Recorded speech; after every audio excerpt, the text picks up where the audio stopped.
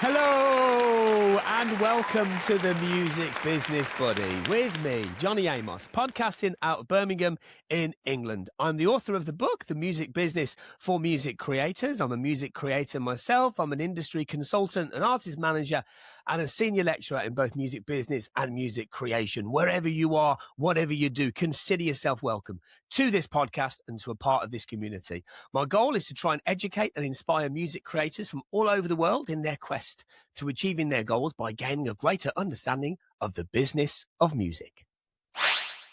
Okay, so this week's episode highlights who I believe will be three very important music executives in the future of the music industry. I must add this as well. This is a bit of a first for me, right? I have got three of my ex-students on today, everybody. Three guests, right? Let me tell you a little bit about them. I wanted to really shine a light on who they are and also look towards the next generation in the music industry, right? Because I talk to a lot of people on this podcast, as many of you will know, and some of them have been in the industry for years, sometimes even decades. But I like to also shine a light on who is next, right? Who is coming through in the music business and not just artists, right? So let's think today about three people that are going to be a part of the music ecosystem going forward. The first one is a young lady by the name of Natalie Brown, who is an expert marketeer, right? She bears all the hallmarks of somebody that's going to be very, very useful to a lot of people in the future. Next up, we've got Lotty Evans, who again is really strong on marketing, on branding, on A&R. And various other things. And then finally, we've got Chris Beswick. Chris is an artist manager. He's also a very, very good emerging A&R. And he also knows a lot about music law, as they all three of them do, right? They'll talk about that, in fact, in today's interview. Now, Chris and Lottie and Nat have all come through BIMM University, right? The BIMM Institute in Birmingham, which is part of BIMM University, which is one of the roles that I do, right? I lecture there part-time, and I work with all three of them at one point or another throughout their degree. They've just finished their degree, and they're about to enter the music industry, and they are so clued up. Now, if you think about it like this, everybody, right? There's a lot of people that are in the music industry that found their way, that have, whether they're INRs or managers or whatever role they play. And they didn't necessarily come through with an education in music as such. They just kind of learned it on the go. And there's nothing wrong with that. It's worked for them. But what I'm seeing is this. I'm seeing more managers now under the age of 30 than we've ever seen before. And I think that one of the things that kind of engineers that to happen is a stronger education pipeline into employability in music or into the freelance portfolio career roles, right?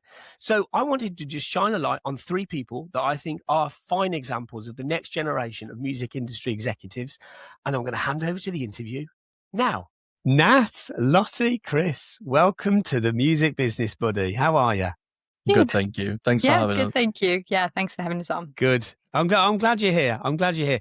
Right, all three of you absolutely represent the future of the music industry, right, in the UK and beyond. And I thought it'd be really nice to kind of have you on here and to kind of just pick your brains a little bit about, the state of the music industry, what you've learned about it, and all that kind of stuff. And what your ideals are going forward, right? Because you are now graduates of BIMM University, which is a known pipeline into the music industry. And you're now at the very beginning of your careers, right? So let's begin by kind of honing in on your goals, right? So it would be a lofty question of me if I was to say, what do you want to do for the rest of your life? I won't ask you that, right? Who knows what the answer is to that?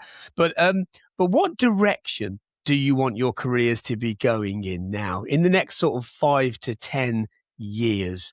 Do you have an idea of that yet? If you don't, that's fine too. Some of the most interesting people in the music industry are like, I don't even know what I'm doing a year from now, Lottie, let's come to you first.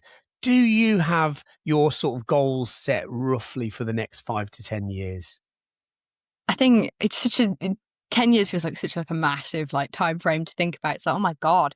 I think 10 years ago, that was ages, completely different person. But I think for me, I've spent the last 8 years of my life studying media and music marketing in some way. And I set up my marketing brand, Charlie Brook Media, for all things music when I was 16. And it will be really exciting. I didn't know that. Okay. Yeah, 16. Yeah. Wow. Okay. It's a long time to own a domain name for a website. Yeah, it's grand plan, big scheme of things. Yeah. It's all planned. Wow.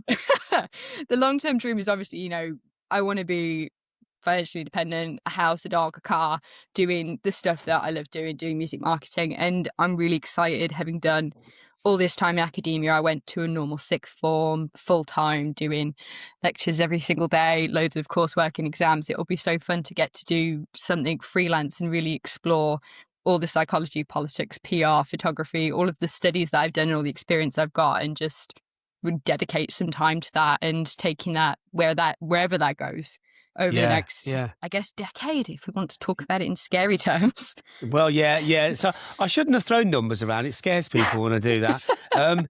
But so are you looking to kind of stay, freelance then, Lottie? Is that the goal right now? I think it's always so difficult, isn't it, when everyone's like, oh, what are you doing after uni? But because everyone asks you that now, don't they? It's like, as you get towards grad, they're like, so what are you doing? But I'm really excited to do some freelance stuff. I think it's so different to any of the other work that I've done before, anything that anyone in my family has really done before. I think I would love to have the perfect job, working in the industry, clock into this lovely office, work with all these amazing artists and a wonderful creative team. But I know that finding those jobs takes a lot of hard work, and actually getting those jobs, you need such an incredible portfolio, because there's so many people out there who, just like us, have done all of this work, all of this planning, learning, etc. And it's so competitive. I think I'm excited to get some more portfolio and know that if I went for something like that I could be a genuinely competitive candidate, Yeah. Well, for what it's worth, Lottie, I already think you are a genuinely competitive candidate. You are absolutely superb in a multiple of ways. But it's interesting, right? Because it used to be, and I don't like to talk about how things used to be, right? Because things aren't like that anymore. They're different and they're better, right? They're better now. But it used to be very often that someone would go, "Let me go and work for that company, learn the ropes, and then go and set up my own thing." And people still do that, and it still works. But it does feel a little bit to me like it has flipped the other way, where companies kind of want to go, "What experience have you got? What what skills do you actually bring to this other than just potential?" And so what you've said there, Lottie, falls in line with that, right? Which is like, let me go and show you what I can do, and then maybe I'll become an asset on a corporate level, which I'm sure you will, should you choose that path, But yeah, thank you very much. Yeah. No, it's true. Chris, let's come to you next. What about you've kind of, over the last sort of 3 years, so you've talked a lot about, different avenues, and you are doing a lot of different things. What do you want the next sort of 5-10 years look like for you? I think the end game for me is that I'd really love to kind of register a business to go into artist management and artist development. I think that's it's definitely an objective of mine. But in the meantime, it's funny that you mentioned like how things used to be, because it feels like that was the kind of route that I was thinking of. So trying to get a job kind of in the recording or the live sector, sort of, hopefully something a bit maybe label based or agency based, and then using that experience to sort of be able to work within the industry further as a freelancer. I might also think about further study in the future after having a break from assignments for a little while. But yeah, I think anything to do with kind of artist development, maybe kind of like gigs, A&R, and anything to do with kind of helping the artists kind of keep moving and stuff. Yeah. Well, yeah, and you're already doing a fine job of that, Chris. You're already active in those areas, right? Managing artists and doing good things, and so Thanks, good Johnny. for you. Yeah, no, it's good, man. Thank you. Nat, hello. Hi. So you know what I'm going to ask you, right? What does it look like for you right now, Nat? Have you kind of got like a firm, fixed idea of what you want the next few years to be? I feel like I have an idea, but it's kind of like a range of different things. Obviously the first goal is just get into the music industry kind of. And I feel like um especially after spending my time at BIMM, I'm definitely more open to different roles now. Similar to Lottie, I also started my own blog when I was 16. And I've particularly like always enjoyed editorial work. So I think a position in music journalism would be kind of my ideal. And maybe in like a decade I could own my own publication, but that's obviously Yeah. quite far off. But I've also discovered that I do enjoy marketing, so perhaps an entry-level marketing role would also be quite nice for me. But honestly, even a little bit of a rogue choice, like touring with a musician, doing like merch or just content for them, kind of any of those avenues would really interest me. Good for you. Yeah, yeah, keeping options open. Mm. Sorry, I feel a bit silly actually because so Nas. I mean, I always do, right? You guys know me. But Nas and Lottie, you both started your blogs when you were 16. I didn't know that until now. I feel weird that I didn't know that. That's wow, 16. Goodness me. Yeah, been No, a no, while. no wonder you got because you when you came in and started your degrees, it was like, whoa, God, these guys have got their heads screwed on, like they really know where. And you'd already brought quite a lot of experience in on a sort of editorial level and absorbing different things and different acts and different. That's wow, that's really good. Wow, 16. Goodness me, you put me to shame. How has your this is an interesting question for you for all of you. How has your understanding of the music industry changed since you started your studies? What has shifted in that time? Well, things have changed in that time, right? That little thing called AI kind of came about during your degree, right? And all these various other offshoots that are linked to it. So I suppose even during your studies, the music industry has evolved a lot, right? What is it's about your understanding of it, right? Like your understanding the mechanics of like artist management for Chris, for example, or what marketing actually looks like nowadays, or what does that look like? Your understanding of music, how has that kind of altered a little bit? Chris, let's come to you first. Um, I mean, I didn't come from like a musical family or anything. So when I started like my diploma and my degree, I was very much like I was new to all of it. And for starters, when I started my degree, I didn't know that I didn't know that publishing was separate to distribution. That was something quite new for me. That was something new to discover. Obviously, we've spoke a lot, Johnny, about, how the copyright's separate, and it just like, I mean, that it's a whole other sector that I didn't know existed really.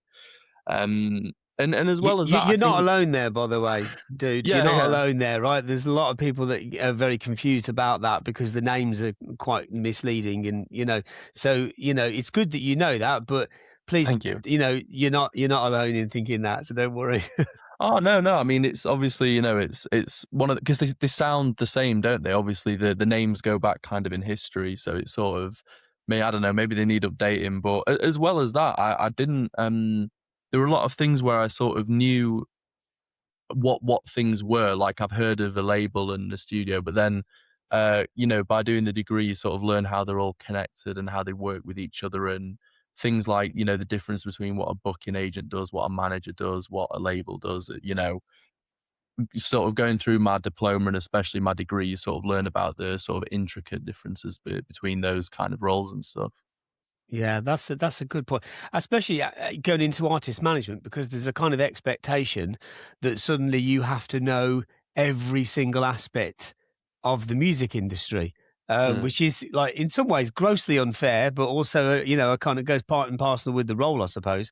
So Yeah. by becoming more and more aware of what the agent does, what the publisher Mm. actually does, who collects on this, it's all these pieces of the pie that there's a lot of music industry executives that are perhaps my age or perhaps older, who never studied this stuff, who had to kind of learn it Yeah. along the way. And the reality is you're all far much more informed than previous Mm. generations, and it puts you in a wonderful position. It really does. um Nat, let's come to you for that answer. So, how has your understanding of the music industry changed during your studies? I think before starting BIM, as much as I created my own blog and I feel like I had quite a big knowledge of social media before beginning, I think that it's definitely felt unreachable before and kind of like difficult to even approach being in the music industry.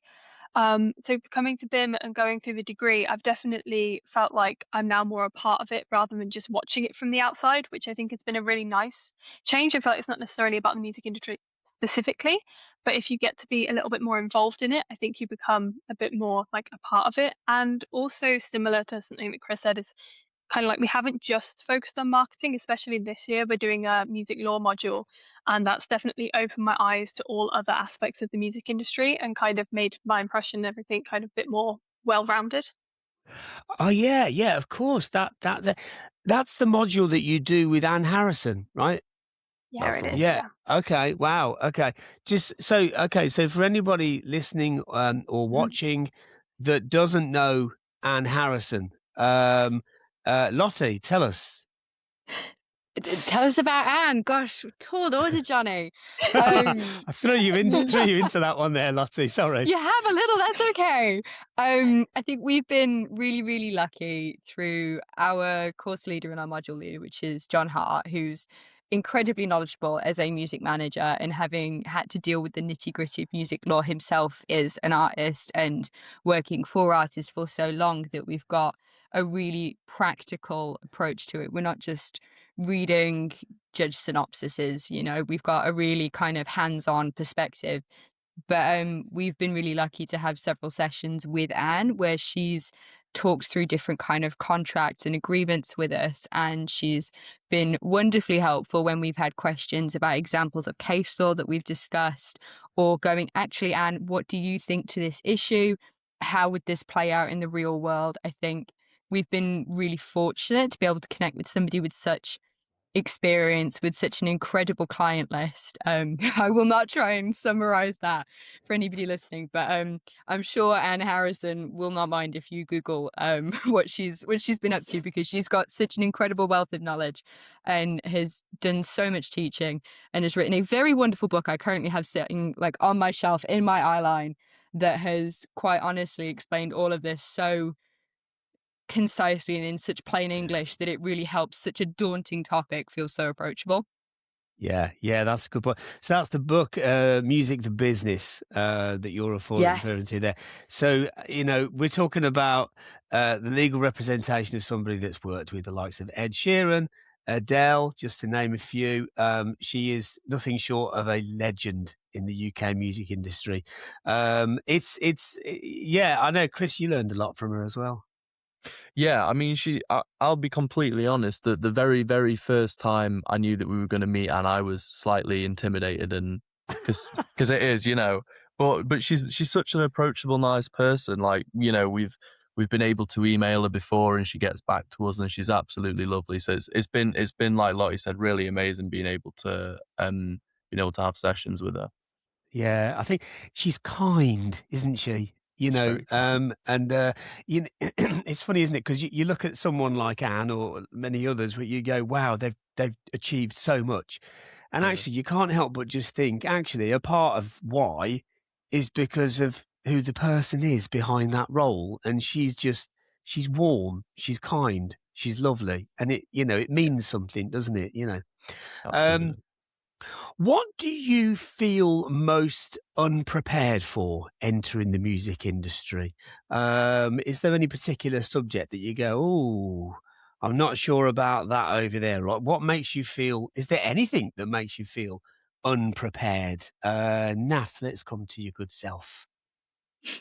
See, I don't feel like I feel unprepared for the music industry anymore in general. I feel like the only thing that I might be a little bit unprepared for is I don't have that many contacts, which I feel like is something that I need to be like build my contacts to be more prepared to enter into maybe different industry roles. But in general, I do feel pretty prepared to enter a role regardless right now. Yeah, that's a good answer. Yeah, yeah, okay. And then your network will widen naturally Mhm. anyway, Nat. The more you do, Yeah. the more and all of a sudden you'll be 30 and you go, I know quite a few people, I suppose. Really, am I in the music industry now? That's how it was for me anyway. Am I in this? I suppose I am. Am I? I don't feel like I suppose I am, but it's weird, isn't it? Anyway, I'm whittling as I have done for 3 years at you, so I'll minimise it. Lottie, is there anything that you feel kind of unprepared for in the music industry? I think that, I suppose a lot like now, I think the areas of my specialism, I think I feel really knowledgeable about. But to think that I know everything would always be, I think, a little bit of a, I think that would be a little bit too generous, wouldn't it? To sit there and go, yeah, got everything covered. It's fine. You know, I would never want to sit here and just be like, yes, I'm so sorted. I think for me, I would love to get involved in touring work, especially with my work as a concert photographer. I think getting to follow an artist on tour and have that relationship and build that image set and get that experience and try and capture something so much bigger than First 3 No Flash would be amazing. I mean, I've done theatre for 13 years before I did BIMM. I've gone to so much live music as a fan and as crew, and putting on my own events. It's like amazing. I just now want to know how this works at the next level, you know? I think that would probably be the most interesting thing that I don't have any real experience of yet for me. Yeah, that makes sense. It's just scaling something up, isn't it? Which I boldly predict you will do with ease, Lottie. You know, it's a little bit like kind of saying, well, you know, I haven't done that thing over there before. Doesn't mean I can't. It just means I haven't done it yet. You know, yeah, I think you'll be scaling things up. By the way, Lottie, I always mean to say this to you, but I really love your photography. Thank you. Yeah, you've got such a good eye for it, you know. Thank you very much. There is an aesthetic, right, about your photography where, like, if I see something, you know, like on Instagram, for example, I think, I bet that's Lottie, and I go, oh yeah, it is. You know what I mean? You've got that thing in your Thank work. you. So, yeah, That's wonderful to hear. It's nice to know it's recognizable. And yeah, if you have It any is. photos, you know where to find me. Okay, there you go. She's great. You should definitely get photos from her. Thanks, Nat. Chris, anything that you feel unprepared for? I think mainly it's just the kind of the sort of like day-to-day standards. Obviously, through our degree, we've learned a lot about, you know, how different businesses run and sort of the different roles that are involved in them. But I think, like something the kind of next thing is learning about how, you know, obviously like for a record label, for example, we did a record label management module, and I think the next thing is kind of seeing how those roles, like what they actually do day to day, and seeing how the kind of jobs work. I think that's something I'm maybe a bit sort of unprepared for, but I'm very eager to find out about. Yeah, that's a very good point, actually. Like the inner operations of a record company. Oh my God, it's so varied. Yeah, And so, absolutely. oh my gosh, you know, everything from like one person and a laptop right up to like a team of 50 people, you know, and beyond. It's, so yeah, you know, you could work at a record company or more than one record company for 20 years and still maybe feel a little bit unprepared about what that next company role might look like. You know, and you kind of go, oh, I have to do marketing as well now. Okay. I'm a marketer now. Okay. I wasn't 10 minutes ago, but I am now. Okay. Thank you. Let me go and talk to my good friends Nat and Lottie about it. That'll help. So no, that's a fair point. Now, you three have been, well, you are around a lot of emerging artists, right? You know, I mean, generally, like you're all active in different scenes and festivals and all sorts. But for the last 3 years during your studies, you have walked the floors with many, many, many different artists. You know, many of which are really trying to make a name for themselves, right? Are there any kind of common mistakes that you witness amongst emerging artists? Is there anything that kind of springs to mind that you think, oh, you know, yeah, that's a thing? Lottie, let's come to you. Oh gosh. I mean, some people make mistakes and you don't know the mistakes until you've done like the learning from them. You know, it's really hard thinking about it retrospectively. I think certainly with my experience being mostly in the intangibles, you know, I'm delivering you photos and like a brand plan and here's who you are. I think dealing with that kind of creative, but it's not, you can't put it into a song. It's that kind of concept thing. I think I interact with so many artists who think that just their writing is going to take them all the way. And that actually, if the writing's there, then actually the reputation will come and then come all the opportunities. And it's not quite the way it works, unfortunately, if you're an artist. I mean, not unfortunately for me, I love my job. But I think for some artists, it's quite disheartening for them to think, oh, God, I have got to do all this other stuff. It's not just down to me. And I think the perfect bit of writing, the perfect bit of storytelling, the visuals, the artwork, the video, the social media, it's all still creative and it's all really important, and it's all an extension of the writing and the little like world you're trying to build with your song. And it's finding the right palette of people and getting other people to buy into what you're doing. And once you've done that and you've got a community of people who are buying into what you're doing, they want to see you go far, they want to work on it, they're invested in helping you make it happen, I think it becomes much easier for it to not feel such a drain or an obstacle that you have to create this other work. But what I will say is you've got to buy back into your creative team that are helping you out. I think there's a bit of a tendency for any art that's not the music to feel like a bit of a utility sometimes. And I think it's all creative output and it's all helping build your work. So when you find the right people, you will love their work, they will love yours, and it will all work itself out from there. Yeah, absolutely. What a superb answer. Yeah. Follow that, Nat. I don't think it's going to be anywhere near as good as that. Sorry, Oh, guys. goodness me, what have you done? No, that was brilliant. I was just like, something off the last, I think. I think that would have been a good ending for this, but never mind. I'll carry on. go for it. I think when you're starting a band, like at the very beginning, I think you definitely have to be really certain who you want to be in a band with. And I know that sounds really simple, but I think a lot of people jump into bands and then you don't end up having the same goals, and some people aren't as committed as each other. And I think just even if it is a year down the line, it does become too much of a problem. So I think you do have to make sure that you're all really committed in the band.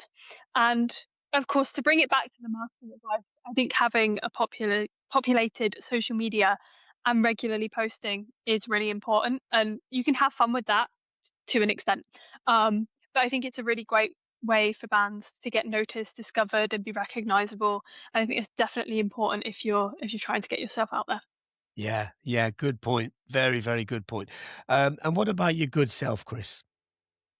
I mean, I think Nat and Lottie, I 100% agree with you. I think like the focus on the branding and the identity is hugely important, and I think a lot of the time it's maybe not considered as much as it should be. And I think, like Nat said, considering who you sort of the team, including the band that you're building around you, making sure that you all have the same goals is really important. But I think as well as that, I think sometimes maybe some artists or bands rush to be fully professional, maybe sometimes a bit too quickly. And I think sometimes it's okay to have a period of time, especially say within the first year or so, where you're still kind of finding that identity and stuff, and getting to know your band members and sort of knowing who's going to be around you. And I think that time, because understandably artists and bands are very eager to make it, I think there's a kind of a rush to sort of skip that time. And I think sometimes spend some time just sitting with, sort of developing your songs and your sort of performance skills. And then after that, think about starting your Instagram, making your logo, picking your name, finding gigs. I think sometimes starting with the identity comes from the music. You write in a genre, and then that informs your outfit choice, your logo, your name, your typeface, all of that kind of stuff. And I think spending some time with those things before you sort of start to get professional with it, I think it gives you time to consolidate that stuff. And I think it stops you from getting overwhelmed. I think if, starting an artist project and having to think about all that stuff from day one is jarring just to think about it. I think if you spend some time writing songs that you're happy represent you, and then making sure you'd feel comfortable performing and that your performance is exciting, I think sort of like slowing down and taking your time and enjoying the journey can be valuable, very valuable in the long run. Yeah, that's brilliant answers from all three of you there. Yeah, really, you. really, really strong insights. Like I wish that all of your three answers there could just be put in a bottle, right? And then just kind of given to acts, because I think they'd find it so useful. Hopefully they'll watch this, listen to this, and go, "Oh yeah, we maybe rushed a bit," or that's right. We're not consistent with our posting. We don't always know what to post, or it's a thing. If someone were to start a music degree like today, what would you tell them to be focusing on outside of their university studies? Let's go to Chris. I think, I mean, it sort of varies because obviously everyone's kind of, situation's different. It's understandable that this might not necessarily always be possible, but I think as much as you can, just try and go to things, try and go to events and societies, try and join projects and stuff. I think sort of building your portfolio. I think there's a sort of there's a focus on like experiences that you can write on a CV.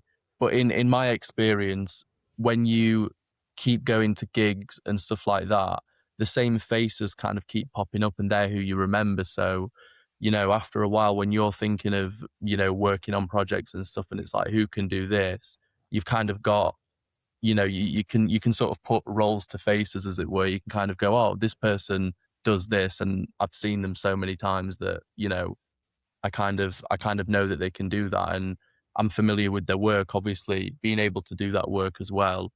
Like with artist management, I knew that I wanted to get into it. So the first thing I did was I found a couple of grassroots artists, and I said, like, could we work together? And they said, yeah. And now I work with Mac, and Oh I'm yeah, learning yeah. I'm learning stuff about it kind of every day. But I think I hope that what that means is that people recognize me as someone who manages indie and alt rock artists. Yeah, yeah, That's yeah. I think trying to do as much of the work as you can, if you can do it kind of without payment, and if you can for a little while within reason, obviously. And if you can, trying to make it to things like gigs and trying to get to know people and be friendly and all that kind of stuff. Yeah, that's a good point. You're doing a great job, by the way, with Mac. That's Mac Wood. You're doing a Thank super you. job with him. You really are. Thanks, Johnny. I know we spoke a few times recently about what he's up to and stuff, and the way that you try and sort of navigate the thing. I can see what sometimes correct me if you think this is wrong, Chris. Right, but you are trying to eliminate problems in his career before they become a problem. You know, song splits, studio agreements, setting things up with producers. Are they going to ask for any masters? These are all things that can be retrospective things further down the line that become problematic. And because of what and having listened to the likes of Anne Harrison pick apart, cases like that, you think, oh, Oh if yeah. only early on, so I mean, he's lucky to have you. He really is, and, Thank you. he's a great artist as well. So, yeah, good for you, man. Good for Thanks, you. So, Johnny. yeah. Nas, what about your good self? What could people be focusing on outside of their studies in order to kind of just build their careers a little more?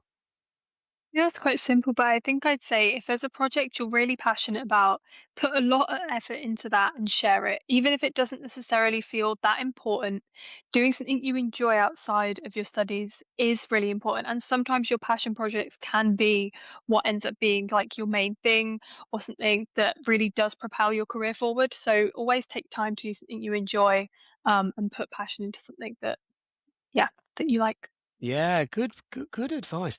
God, do you know, I'm just thinking when you said that then, Nat, it Mm. suddenly made me think of the amount of like so-called sort of side projects that people have done Yeah. over the years that have become their career route. Mhm. So yeah, I'm really glad you said that. Yeah. And what about to your good self, Lottie?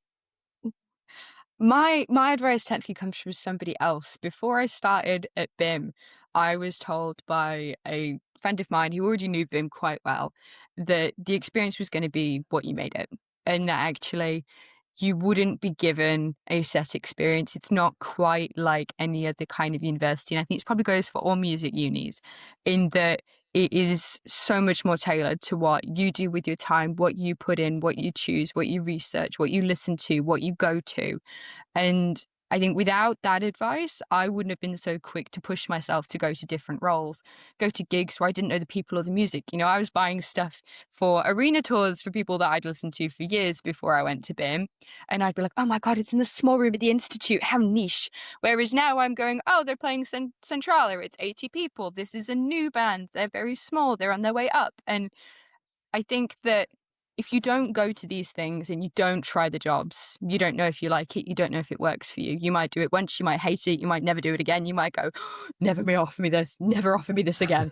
You know, you might do something and find out you don't like it, and that's fine. But try everything. I mean, Yeah. I've done label management, I've done PR, I've done photography, I've done A&R, I've done so many things, and actually you do try it all and you still learn from everything. But you Yeah. can't neglect the other opportunities. That's the major benefit of going to a music university. You get that leg up, you meet the people. And I suppose it's like Chris and Nat have said, you've got to follow the passion projects and you've got to go find the things that you like doing, find the people doing it, find the people who care about it, and just keep doing it, you know? It's unfortunately really unhelpful advice in many ways, because I'm telling you to just go do the things you like and find other people who also like what you do. But it is fundamentally the best thing you can do. I mean, with things like the zine, if we hadn't gone, oh, I love this side project, we wouldn't have done these events. We would have raised all this money for charity. We wouldn't be promoting all these artists. We wouldn't know half the people. So I think that's probably my thing. Just go and try it all. Yeah, that's solid advice. Yeah, because it's easy to kind of second guess things, isn't it? As to, oh, I don't think I'll do that thing over there because I don't think I'll like it. But it's always a guess, isn't it? You know, even if you do try something, you go, oh God, no. You like, like you said there, oh no, that's not for me. But I know it isn't, and I'm not left wondering. Or, wow, I didn't think I'd like that, but I do. You know, it's like going to a restaurant and trying a different meal, isn't it? You know. It's we all have our habits. We're all creature of habits in some way or another, aren't we? But no, it's great. Do you know, guys, honestly, this goes to all three of you. I think when you look around at the landscape of the modern music industries, right, it's complex, right? There's a lot to it, as you all know. One of the things is this: there's a lot of people making music, and that's brilliant, right? We need that. The entire algorithmic landscape is reliant upon new music, right? However, it comes with a large caveat, and that is that we need music industry professionals that think about the bigger picture, because those people that are making that music need people like you. Now, whether that's you working under the umbrella of a large corporate company, or whether it's a small entity that you start, or you're working for yourself, irrespective of that, you're needed. Right. You're really, really, really needed. And I'm really glad that all three of you have taken the path that you've taken, because I think that it will serve you well. And I thank you for doing what you're doing, because you are crucial to the future of this music business. And I really appreciate you doing what you do, and also coming here today and talking to me, right? Because I thought you probably heard enough of me over the last 3 years, right? And you agreed to come on here, and I'm very grateful for it, right? It's been wonderful to watch you all grow and develop the way you have, and I'm very, very excited about what the future brings for all of you. I really am. Are you all excited, by the way? Because you're about to, you know, gravitate into a golden era of your lives. Does it feel like that, or does it feel scary, or is it both? What do you think? Little from column A and a little from column B, Johnny. A bit of both. We're very excited, but also mildly terrified. You know, it's that age-old story.